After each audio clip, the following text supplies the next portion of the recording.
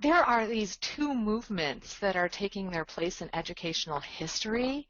We have that Common Core state standards, which has now been adopted by the majority of the states in the nation.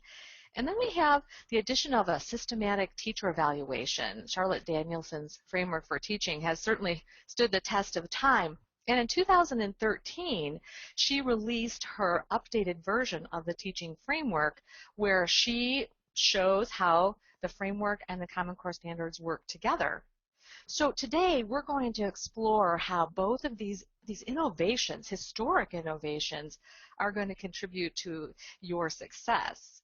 Now, as Arlen mentioned, when I'm chatting along for the first 20 minutes or so, it's important that you write your questions in the chat box immediately, because after about 20 minutes, I will pause and answer as many questions as I possibly can before we go into our second session.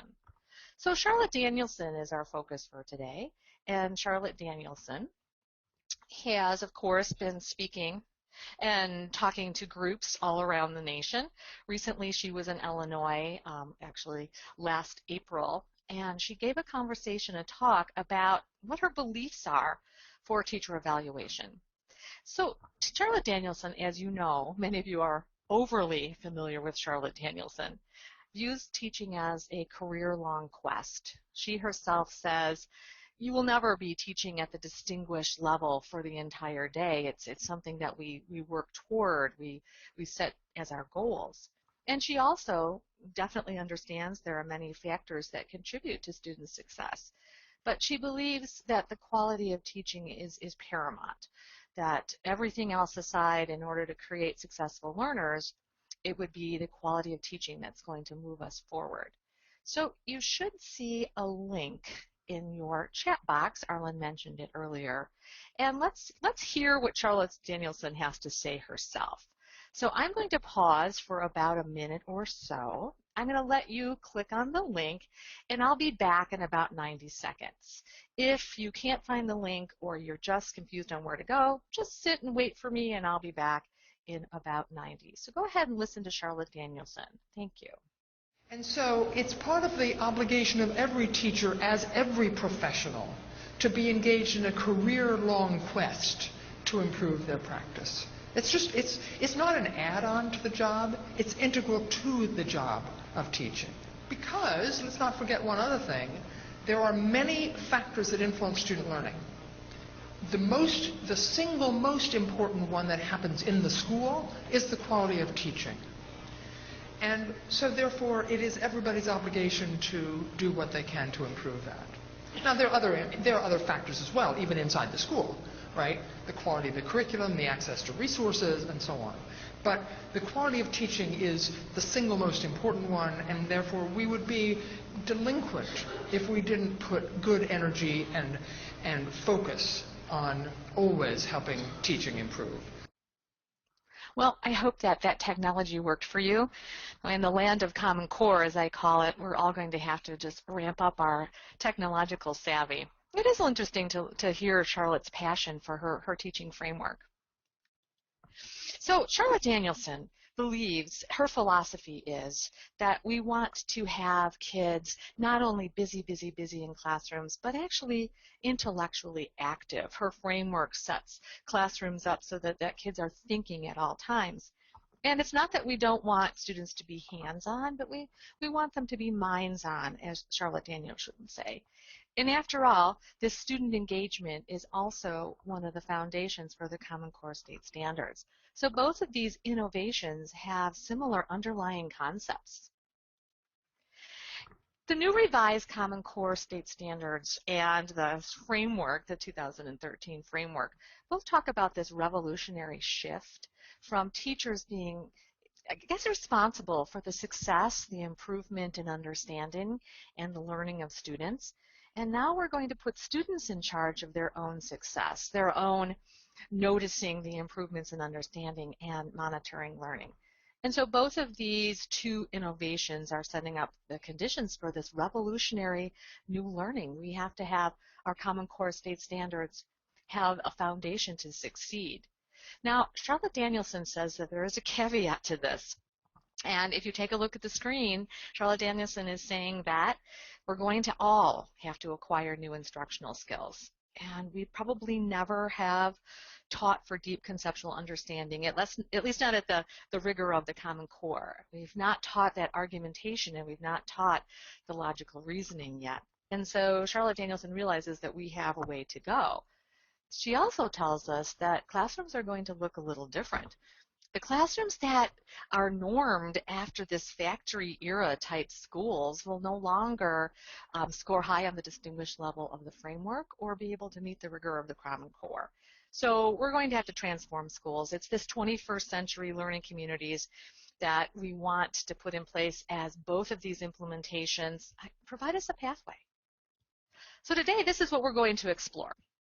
Charlotte Danielson says that Domain 1 on her framework embeds the Common Core standards, represents the Common Core standards, as well as Domain 3.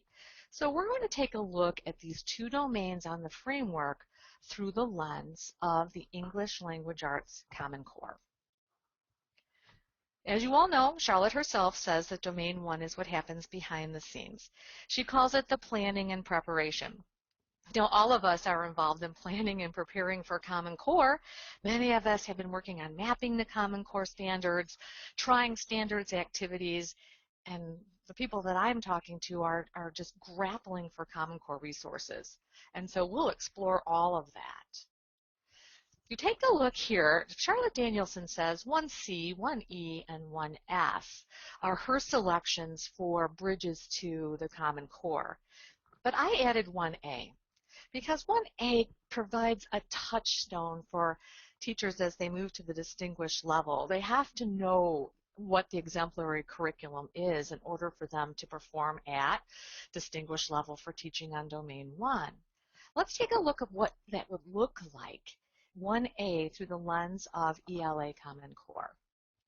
You know, everywhere that I turn, all around in my mailbox, in classrooms, and webinars that I listen to, everyone is talking about this change in educational shift.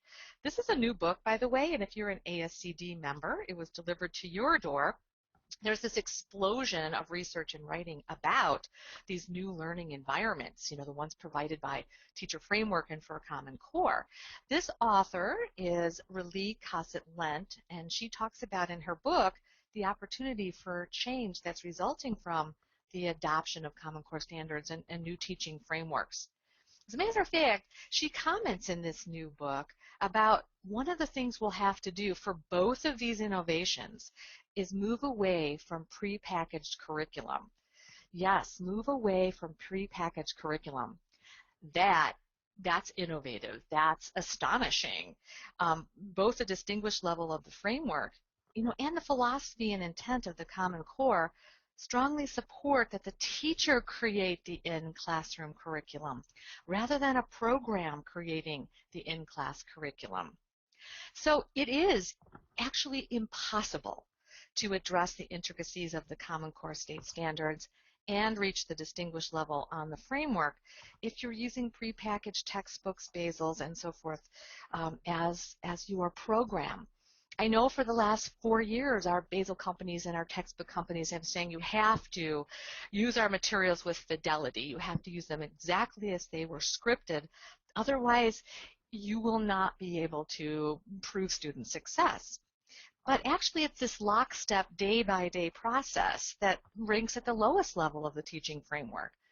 Interesting, the author of this particular presentation said, well, fidelity in her book, The Teaching of, the textbook Fatigue, she said fidelity.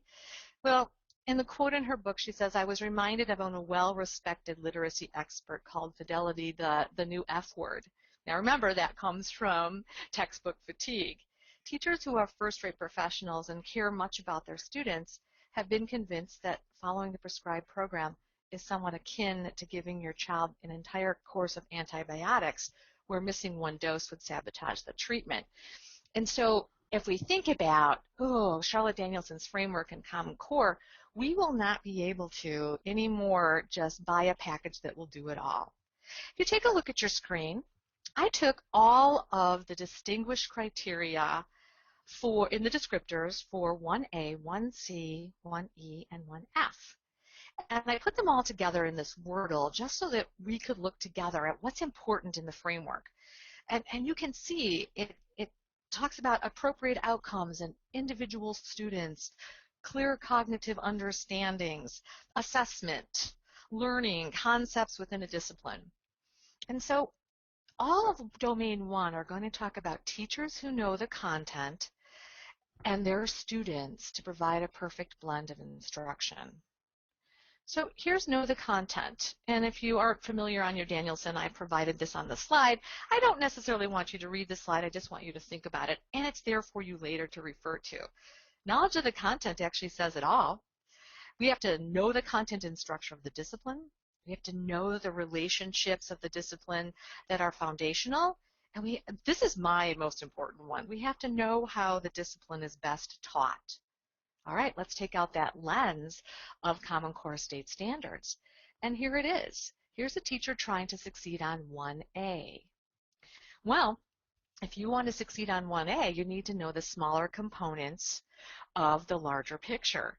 And in the reading standards, this is an example of reading for literature, the reading standards, the smaller components are comprehension skills.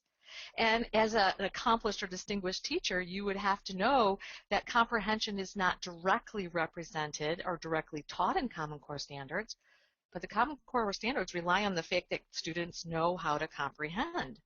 So a well-informed distinguished teacher would recognize that this is the underpinnings for at least reading standards on Common Core. In 1A, it also talks about the pedagogy. Definitely talks about the pedagogy of reading instruction. And this is a pedagogy that's been embraced and been successful throughout the United States. It's well researched. So a teacher in your building that's going to be a distinguished level, in order to create reading instruction Common Core based, they would have to embrace or know a lot about this particular pedagogy. And so teachers in 1A need to know the parts, they need to know how to deliver the information. Well, let's take a look at 1C. Right there in the top, you can see that the framework crystallizes the message of Common Core standards by including them. And those of you who might be saying, I never saw that in the framework before, that's because the new 2013 framework has been released. And if you are just dying for a copy, the Teachscape website has one that you can download. But you can see that 1C has announced to us that the Common Core state standards would be clear curriculum. Clear curriculum. Everything in 1C is about clear curriculum.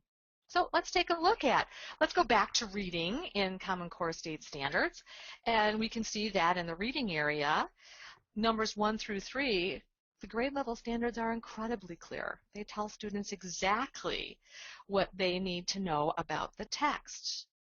And standards number 4 through 6 in reading, and this is reading for high school and reading in social studies and reading for younger grades as well, they tell students exactly, they're crystal clear in what students need to know at different grade levels about the author. And reading standards number 7 through 9 are also clear. It tells us what students need to do as they think about what the author says.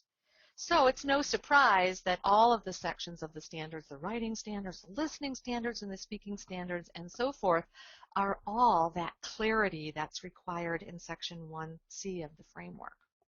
Well, what about the next section of the framework? What about 1E? 1E is all about engagement. And actually it came as a surprise to me in my research that engagement is a relatively new term in education. Aren't you surprised by that? I was very surprised by that. The framework precisely defines engagement. It's focusing on your students, focusing on your students. Everything is about your students. Every element of 1E is about the students in the room now. Interestingly enough, it's not about the students in your room last year. It's not about the students in your room next year. It's about the students that are in front of you at the moment. Now, Common Core state standards are also grounded in student engagement. As a matter of fact, it would be impossible to meet the standards on speaking and listening unless you provided for this type of student engagement. It'd just be impossible. Well, you've been waiting for an example, so here's an example of what this might look like if students were engaged, how we could promote learning that would advance students' knowledge. All of those things come from the framework.